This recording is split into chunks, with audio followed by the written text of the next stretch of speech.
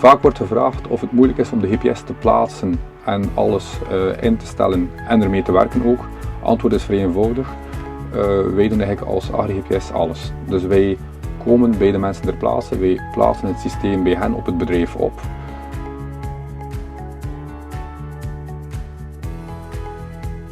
Normaal gezien is de halve dag werk met 2 personen. Rond de middag zijn wij klaar, gaan we het systeem kalibreren. En dan eigenlijk net na de middag, rond 1 uur of 1, gaan we eigenlijk samen rijden. Dus wij gaan dan eigenlijk in de werktuigbibliotheek alle machines erin plaatsen.